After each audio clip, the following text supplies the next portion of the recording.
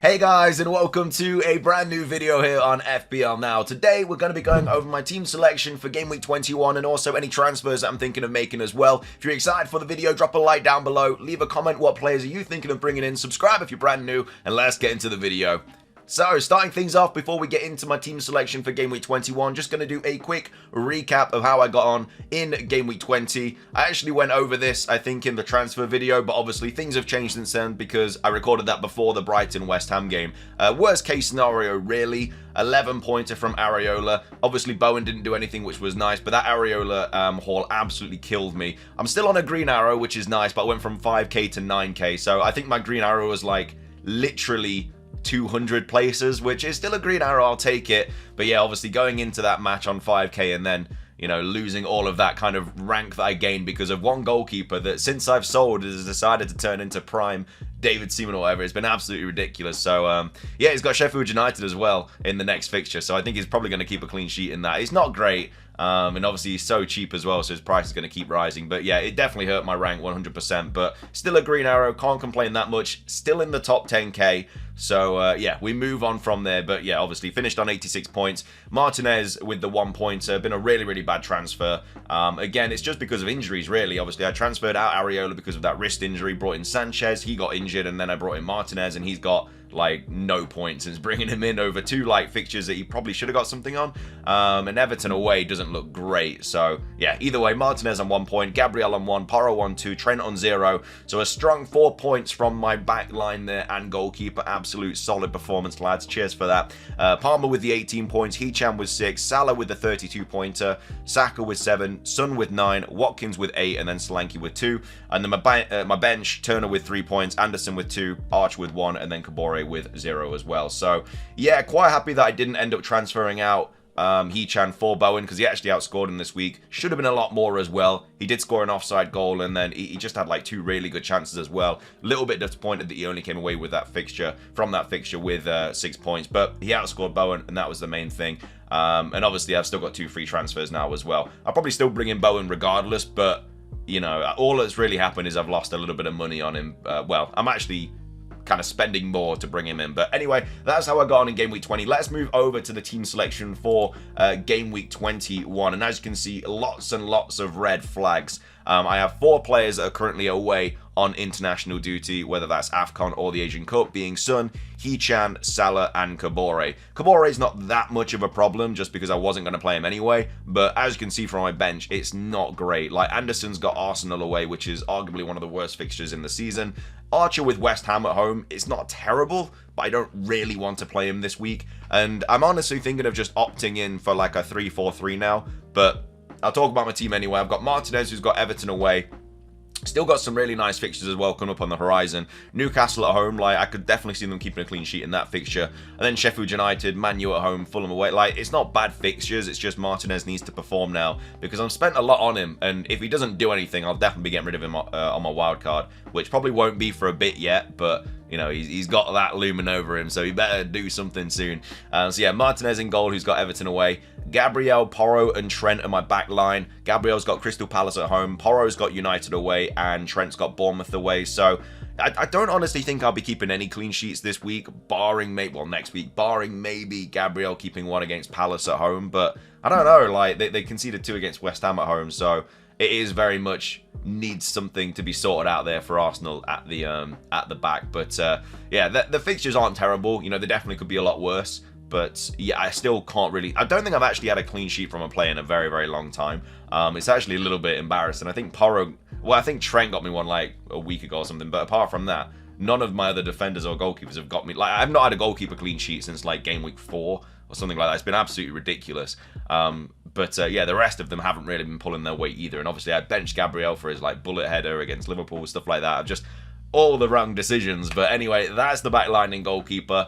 In midfield, well, Son, Hichan, and Salah obviously aren't going to be in the team come to the deadline. Well, I mean, one of them might still be. Like, I don't think I'll be using 3 transfers to get out my midfielders this week. I think, if anything, I'll be using 3 transfers on 2 of them, and then to bring Haaland back in as well. But I'll talk about that in the transfer part of the video. But yeah, Son, Hichan, and Salah obviously away. So I've got Palmer and Saka, captaincy is currently on Saka just because he's a playing player. Like, it's not going to be Saka. I mean, it could be, but it's very unlikely to be Saka when the Game Week 21 deadline rolls around. So yeah, Palmer and Saka in midfield. And then, well, technically, I guess my team would be Anderson at the back right now. Archer also on the team as well because they are playing players. But up top, we do have Watkins, who's got Everton away, and then Solanke, who's got Liverpool at home. So on paper, you can see that my team needs a lot of work.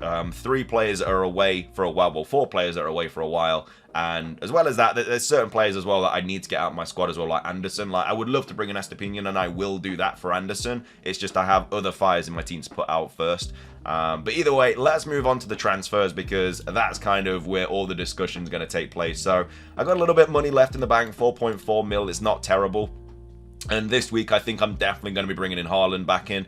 You know, they've got an FA Cup game and stuff to get through, so we'll see what happens in that. But he definitely could be a captaincy shout as well for Game Week 21 because Newcastle are so poor. I mean, Newcastle away isn't the greatest fixture, but there's so many issues going on at Newcastle right now that I feel like you just attack that fixture. There's no one else that's really jumping out at me either. Like, maybe Trent, who's got Bournemouth away, but I've got Solanke, so do I really want my playing striker playing against my captain? You know, it's one of those. So yeah, I think that probably, yeah, Haaland might be the best shout this week. And as I said, I think I'm going to go for a 3-4-3 as well, which will mean that I'll need to get rid of Archer because I don't really think I'm going to get rid of Solanke. I'm definitely not going to get rid of Watkins. So yeah, I'm going to be getting rid of Archer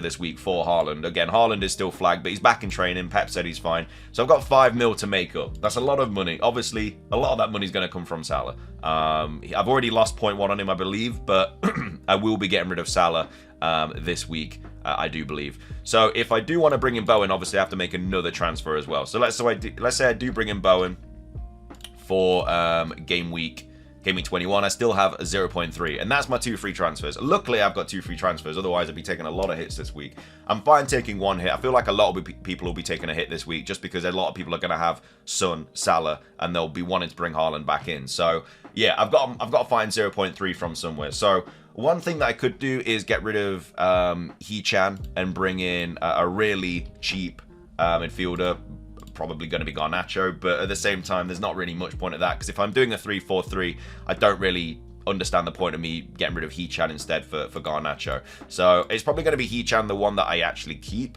and then I get rid of him like in the future, maybe to make a little bit more money or something like that. So Son and Salah are going to be the players that I have to get rid of this week if I want to bring Bowen in, because obviously he's 8.1 now, so I'll have to get rid of... I mean, I can get rid of Hee-chan, but it makes a lot more sense to get rid of Son. So I've got 9.2 mil to kind of mess around with. I can buy any midfielder, really, in the game that's like that I'd want. So if I go over to, like... let's just go over to the midfielders. Let's just see, like, the highest performing midfielders. Obviously, Salah, Son, not applicable. Bowen, Saka, already going to be in my team. Hee-chan, not applicable. Gordon, I'm not going to go near. Foden is potentially a shout. It's just with... and I can easily afford him as well, but with all the situation with like all these players coming back for City, I feel like his minutes are going to get hurt quite a bit. And if I'm playing a 3-4-3 and I still have 2 players that are not going to be in my squad, that gives me 1 bench option, which is Anderson.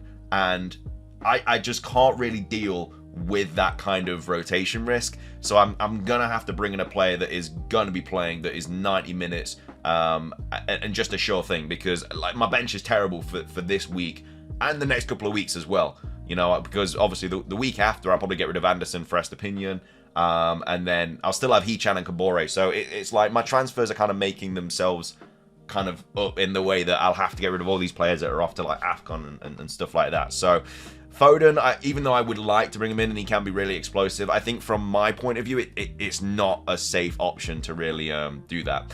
Obviously, one player I could bring in is Ødegaard, which, again, I'm not completely against, but I feel like Arsenal... I'm not completely convinced by Arsenal at the moment to like triple them up, and I know I literally went over him on the wildcard draft yesterday, but again, they could potentially blank and stuff to do with like FA Cup and everything like that, so maybe it's not the smartest thing to bring in Ødegaard. I mean, I'd be getting rid of him for Son anyway when he's back, so it's not like the worst thing in the world, but it's just kind of like put him into that. It's basically who do I think is going to do the best over the next like 4 game weeks really, until like Son's potentially back. And yeah, you know, it very well could be Ødegaard. He's got 4 pretty nice fixtures. He's got 5 pretty okay fixtures, barring Liverpool. But then there's other players as well, like I mean, a lot of people are kind of looking around Gross as well, which I'm not completely convinced by either. Like, he's obviously getting a lot of minutes, but his numbers just aren't fantastic. But he is, like, with the fixtures they've got coming up, Wolves, Luton, Palace, Sheffield United, Everton, Fulham, he is nice in that aspect, but I don't know. I think Brighton attackers are also a little bit unlikely to not get rotated and stuff. So there's obviously those options, and then another one is obviously Richarlison as well. I think out of everyone, I'm probably either going to go Ødegaard or Richarlison, but Richarlison I'm also worried about. Like, I know there's a lot of hype around Richarlison at the moment, and I explained it in my wildcard draft video the other day. Like, with Son not being in the squad now, he was a big part of that attack. Like, I feel like up top, it's most likely going to be Richarlison, Kulusevski, and then like Brennan Johnson maybe. I don't really know who else would really play there. And are those three players that good enough to be able to be getting returns not every week, but like over the next kind of few? And he's got United away, which isn't the greatest fixture. Everton away also coming up, which isn't the greatest fixture. Brentford at home for a play, really, really good fixture. Brighton at home will be nice. Wolves at home will be nice. But I don't see it personally. I'd much rather have Son for this kind of run. So I think all I'm probably going to do is just simply, yeah, get rid of Richarlison and probably bring in Ødegaard just for these fixtures coming up, really, like Palace and then Forest. I think that's okay. I think that's okay fixtures.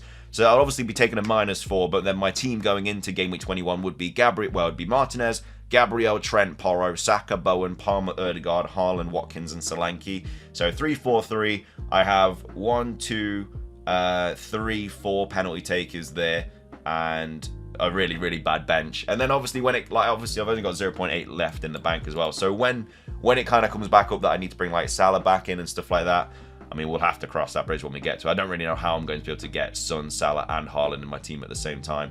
I'm going to have to, like, obviously get rid of Trent. That'll give me like a little bit of money, but yeah, I'll have to kind of branch it out everywhere. We'll see what happens, but I don't have to really cross that bridge yet. And obviously I've got a wild card as well, so if this goes completely wrong, always got that to kind of get me out of the situation, even though I don't want to use my wildcard anytime soon. But that's kind of where I'm at right now. Of course, we have fixtures this weekend, FA Cup, everything like that, so this could completely change, but that's kind of where my thoughts are at with my 2 free transfers.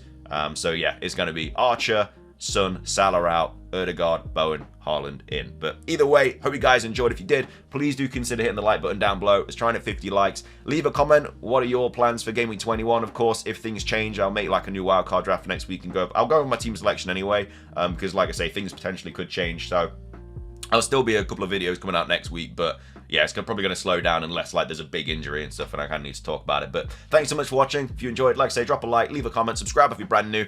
We're on our way to 10,000 subs, which is insane. So if you haven't subscribed, really, really, really appreciate it if you do. And yeah, have a great rest of your day, and until next time, peace.